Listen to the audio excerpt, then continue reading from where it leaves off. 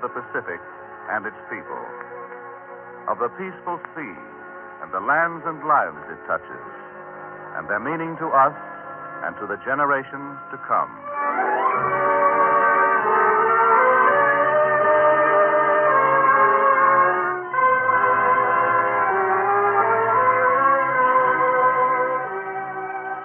The Pacific Story, presented by the National Broadcasting Company as a public service and dedicated to a fuller understanding of the vast Pacific Basin. This broadcast series comes to you as another feature of the NBC Inter-American University of the Air, with drama of the past and present and commentary by Owen Lattimore, authority on the Pacific and director of the School of International Relations, Johns Hopkins University.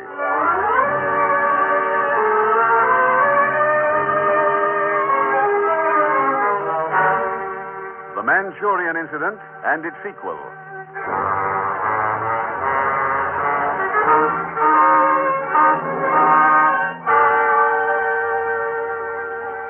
Today, the United Nations are locked in battle on a dozen fronts.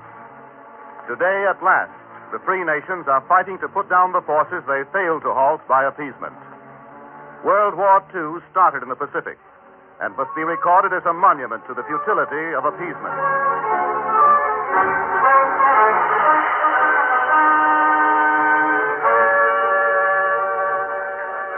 This is going to be a historical day for the League of Nations. Yeah, probably be a turning point. There's Yoshizawa, the Japanese delegate. Yeah, sliding into his chair as if there's nothing on his mind. He's not going to do any talking out of turn. Not that guy.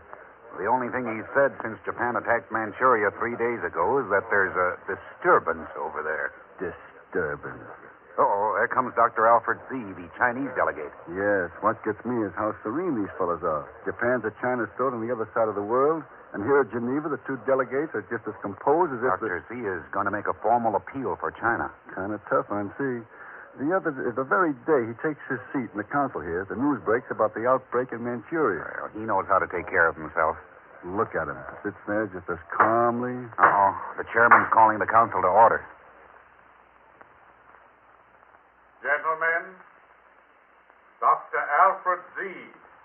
of the Republic of China.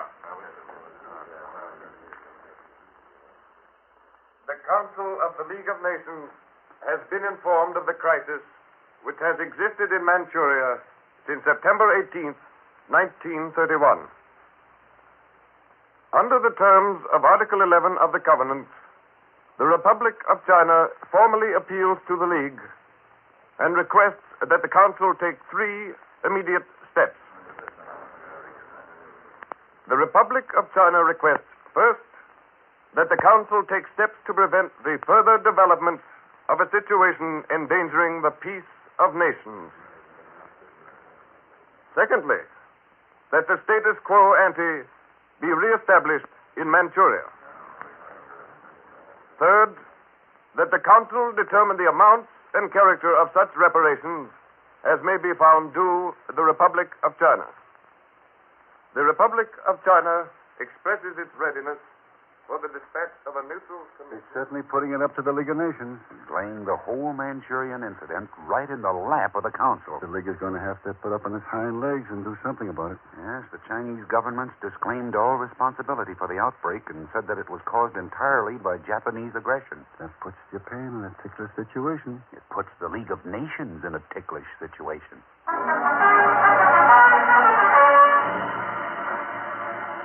Smoldering in this Far Eastern controversy of 1931 was the Holocaust, which was to engulf the world. Potentially, it touched the lives of 500 million people. The League of Nations was being put to the test, and the world looked on. September 19th, the League of Nations has requested Japan to withdraw her troops from Manchuria before September 22nd. September 26th.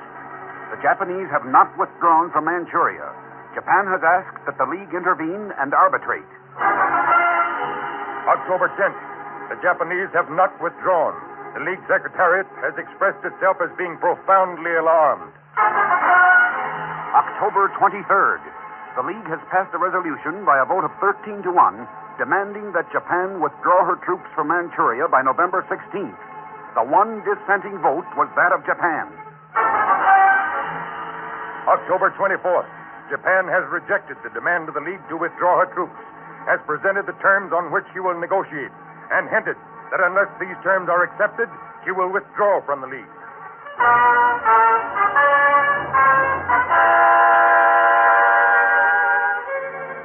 With the passing days, Japan's position became clear. The League rejected the Japanese terms and guaranteed the integrity of China. Daily, the situation became more tense. Dr. Z said, China is willing that a neutral committee be sent to Manchuria to determine the true facts. To this, the Japanese representative, Yoshizawa, answered, Japan is unable to approve of this suggestion. In spite of this, a committee was named to investigate. But Japan was not to be stopped by this.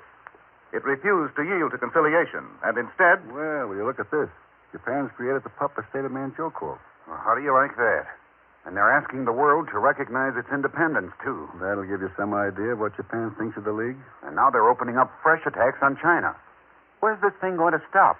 It's not going to stop, brother. Japan's going to keep going till somebody ups and... Before the Lytton Commission could make its report, Japan had invaded the province of Rihol and captured Shanhaikwan, the entrance from Manchuria into the main portion of China. The chess moves in the Pacific were coming fast now. Japan was setting the pace. Japan against the world. The League was struggling to check her.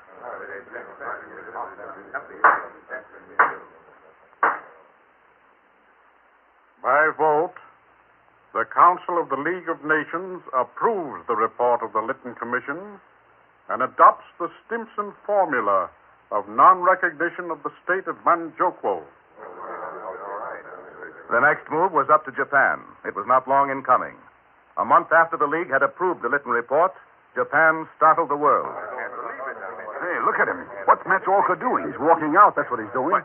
He's leading out the whole Japanese delegation. This is a date you can write down in your little book. March 27, 1933. If there's any doubt about what Japan has in mind, remember what Japan demonstrated to the rest of the world here today.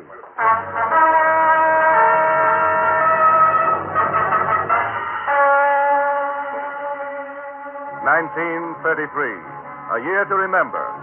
For this year, when Japan defied and mortally wounded the League by walking out, this year Hitler ascended to power. Hitler at once withdrew Germany from the disarmament conference and began rearming. The opening moves in the chess game of World War II were being made. Next year, Japan quit the Washington Treaty for the limitation of naval armament. The war clouds were gathering, but the tide of appeasement was running high.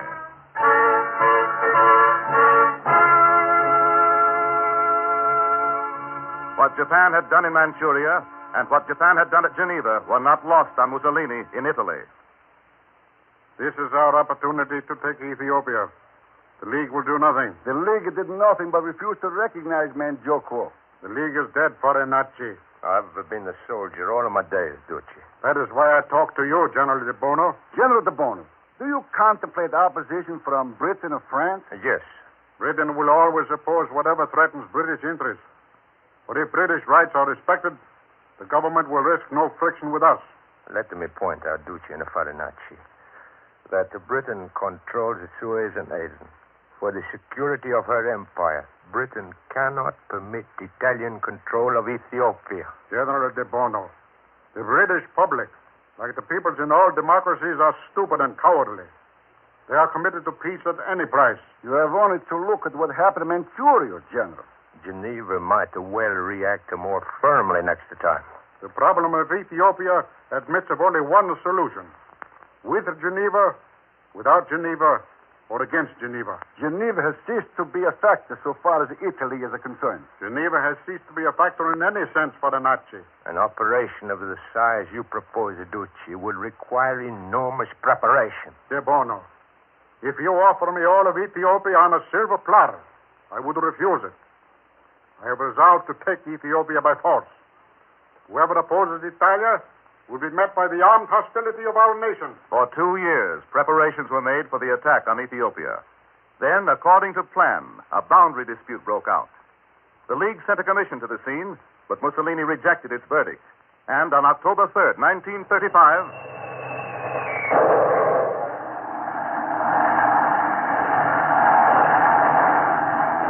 The League of Nations has ordered sanctions put into effect against Italy. They're going to try to make her... Those sanctions aren't doing any good against Italy. They'll never make Mussolini back down that way. Not one of the big powers is raising a hand against Mussolini. He's going right ahead as if nobody's objecting. Addis Ababa has been captured and Ethiopia is in the bag. The only thing Haile Selassie can do now is get out.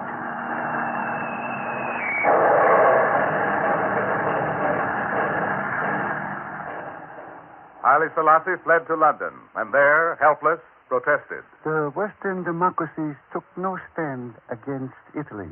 And more than that, the Western democracies refused all arms to Ethiopia. Is that real neutrality? Is that just?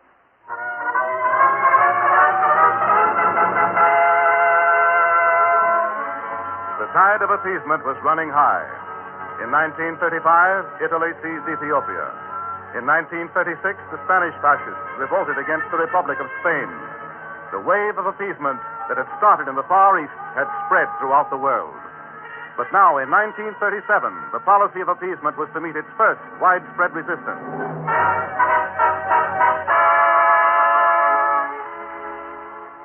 On the night of July 7th, 1937, the commandant of the Marine Guard at Peking received word from the Japanese commander in Peking. Well, this is strange, Major. What is it, sir? The Japanese are going to maneuver tonight in the dark. The commander's just informed me as a matter of routine. Did he indicate where they would maneuver? Well, apparently in the vicinity of the Marco Polo Bridge. Uh-huh. Why there? Well, I don't know. But you can be pretty sure that it's going to make the Chinese about as comfortable as we'd be if the Japanese were maneuvering in the middle of the night around Washington or San Francisco. Yes. That'll bring them pretty close to the Chinese garrison at Wanping. Wanping isn't more than a few hundred feet from the Hun River, where the bridge crosses. Well, it might be important, Colonel, that the railroad bridge there carries traffic to the heart of central China. Not only that, Major. It's only 10 miles from Beiping. You know, it might be a good thing for us to keep an eye open during the night. Open the gate! Open the gate! Open the gate! Open the gate! I demand that you open the gate! They are not opening it, sir. Shall I pound more? Beat the gate with your gun stock. Yes, sir. Open the gate! Open the gate! Japan demands that you open the gate! What do you want down there? Come down from that wall and open this gate. We wish to enter. The city gate of Wanping cannot be opened until morning. Japan demands that you come down and open the gate at once. What is it you wish? I insist upon talking to your commander at once. Open gate. The commander is right here. Where is commander? I am the commander. Your garrison has deliberately fired on my troops while we were maneuvering in the dark. One of my men is missing. No shots have been fired here. Open the gates. The gates of Wanping cannot be opened until morning. I demand to search the city of Wanping for offenders. I must ask you, as commander of the Japanese troops, to withdraw from the gates of Wanping. I demand to enter and search the city. I regret that I am unable to satisfy your demand tonight. Scattering rifle fire was almost immediately lost in the fire from Japanese artillery. As if the range had already been set, the Chinese military headquarters and the municipal offices of Wanping were demolished by the first salvo of Japanese shells. Fighting has broken out between the Chinese and the Japanese at the Marco Polo Bridge just outside of Beiping. The Chinese are greatly outnumbered but are making a valiant stand. The Japanese are bringing up full wartime divisions and squadrons of warplanes. The Chinese casualties are appalling, including hundreds of students. Even if China were willing to consider the outbreak a local incident, Japan was not. The Japanese seized Beiping and set out to conquer all China. And throughout the land, the Chinese rose to resist them. Chiang Kai-shek and his highest commanders are in emergency sessions in the mountains at Kuling. Students are holding mass meetings all over the country. We've got to send support to the 29th Route Army at Beiping. General Zhong Chen-yuan must get reinforcements or he's lost. Generalissimo Chiang Kai-shek has broken his silence. He has called upon all China to fight. He says that China must fight to the utmost or perish forever.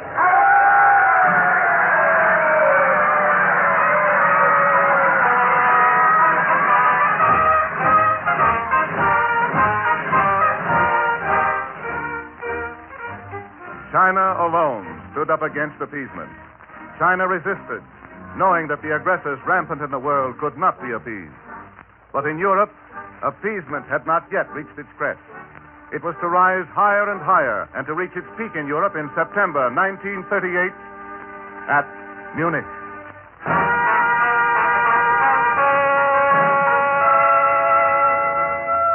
Millions cheered that they had won peace in our time. But 5 days later, Winston Churchill said, We have suffered a total and unmitigated defeat. Do not suppose this is the end. This is only the beginning of the reckoning.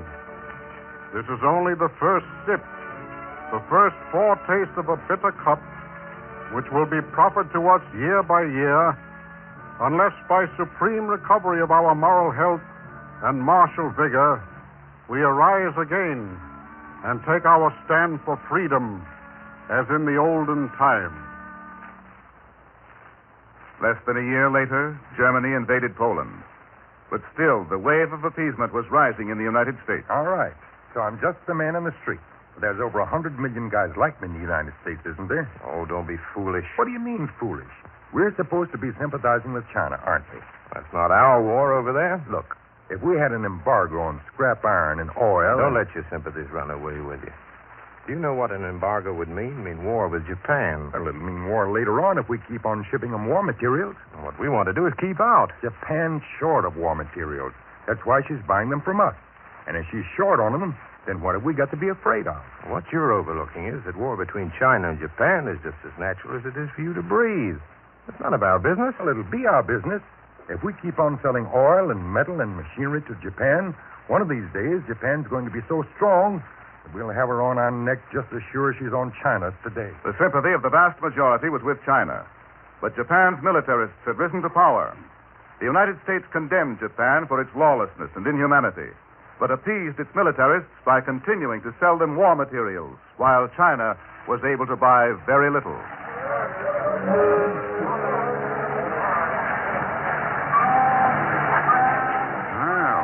Loading another shipload of scrap iron for Japan, huh? Yeah. It looks like we're sending more this year than last. Yeah.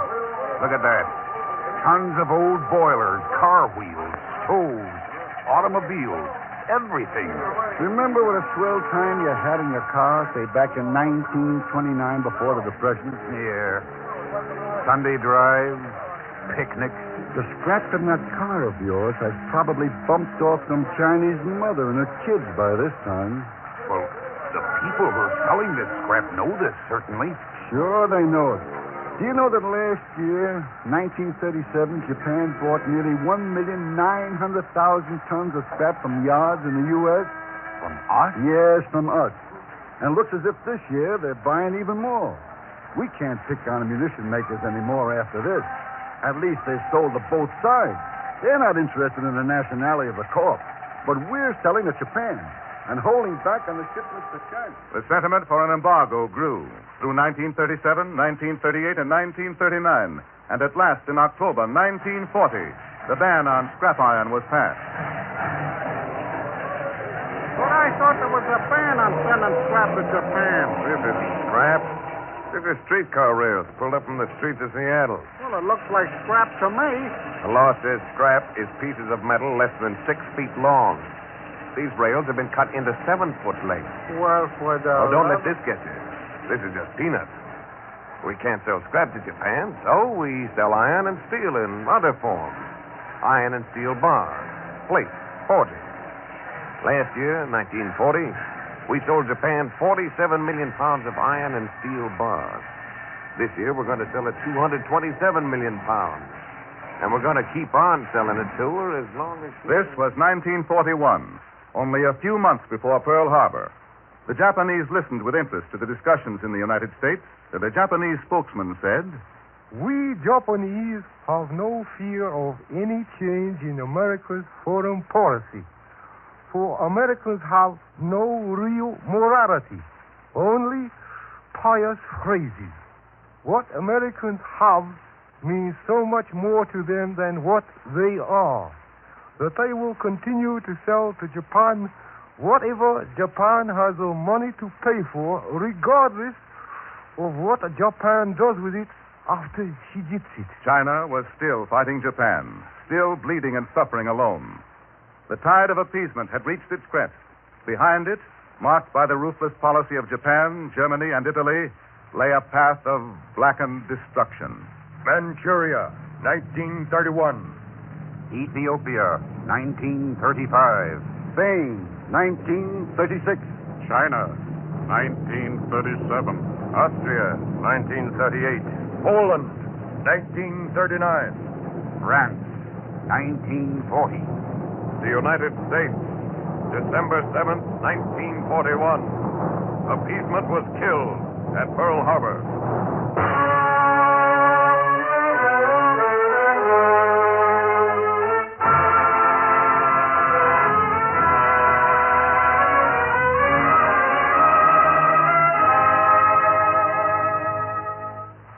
A fateful decade, 1931 to 1941. 10 years of appeasement of aggressors who, time and again, could have been halted at a lesser price than all the world has to pay for the folly of World War II. These are the documentary facts, and here to tell their underlying meaning is Owen Lattimore, authority on the Pacific and director of the School of International Relations, Johns Hopkins University. Mr. Lattimore. When Japan invaded Manchuria in September 1931, almost exactly 12 years ago, there was a widespread feeling in America and in some European countries that something ought to be done about it.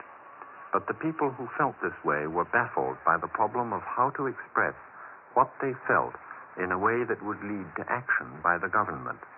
For a century, we had got used to the habit of thinking that the Chinese did not have either the power or even the knowledge to decide the most important questions affecting their own country. Our attitude was that the really important things which happened in China were the things that got done to China by the big and powerful countries. Out of this way of thinking grew the assumption that it would be an expensive philanthropy to risk a war in attempting to save China from Japan. We didn't like what Japan was doing to China, but it never even occurred to us that the problem was one of helping China and at the same time helping ourselves by preserving a world safe to live in. We were misled by our habit of going at the whole business as if it were a question of taking big risks for China without any particular benefit to ourselves. The Chinese did not see it this way. They thought it was desperately important to make us see that the real question was not only Manchuria as Chinese territory, but international security and ordinary procedure as world problems. When the Chinese brought the Manchurian crisis before the League of Nations, they were not hoping to maneuver other countries into carrying China's burden, but they were hoping to compel other countries, especially Britain and America, to face their own international responsibilities. And I don't mean just technical legal responsibility.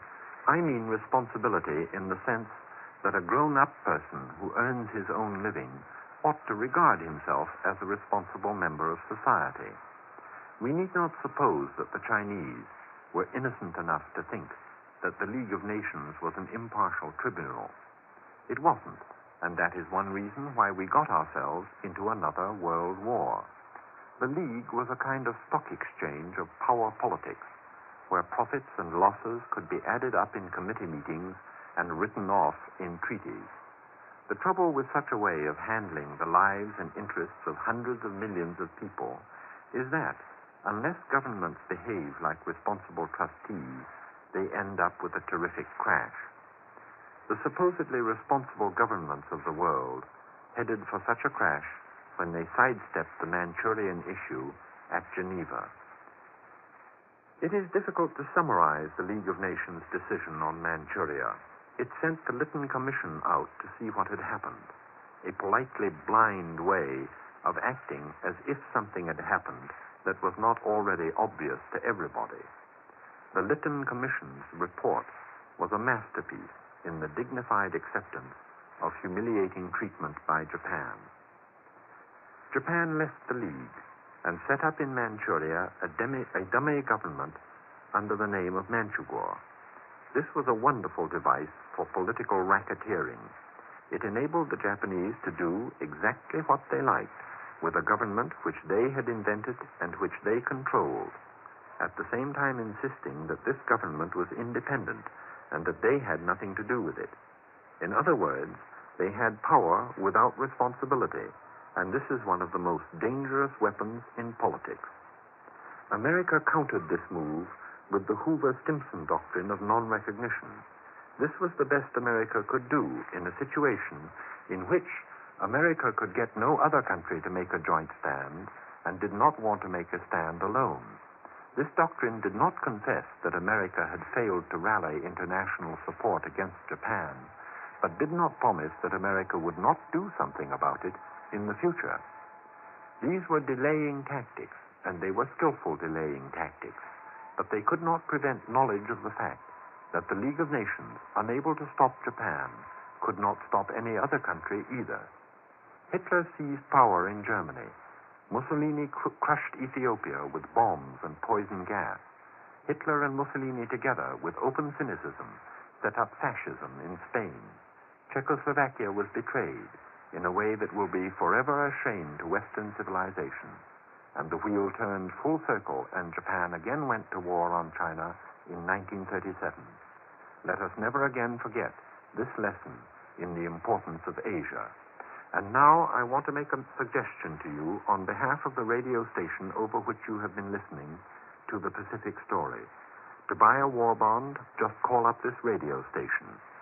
As a civilian who has been back and forth to the Far East since the war began, I have seen with my own eyes something of what has been done by our men and our equipment and our war bonds. Two things happen to you if you have the privilege of seeing what other Americans have accomplished overseas.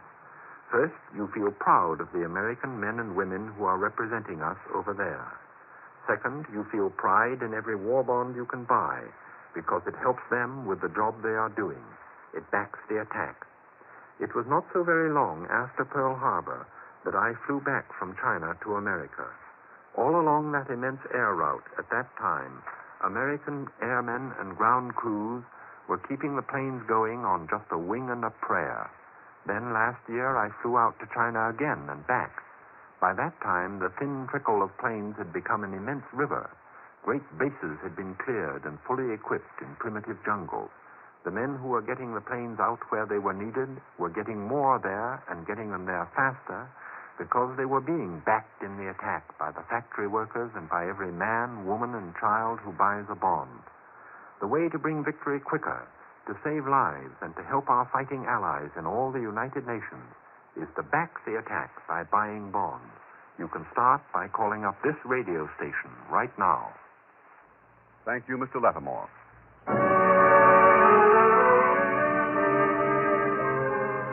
Next week at the same time, over most of these stations, we will present the Philippines and their fight for freedom, with drama of the past and present and commentary by Owen Lattimore, authority on the Pacific and director of the School of International Relations, Johns Hopkins University. You may secure an illuminating handbook of the Pacific Story with background information on each program in this series with suggested further reading. This Pacific Story manual will be sent to you for 25 cents in coin to cover cost of printing and mailing. Address the University of California Press, Berkeley, California.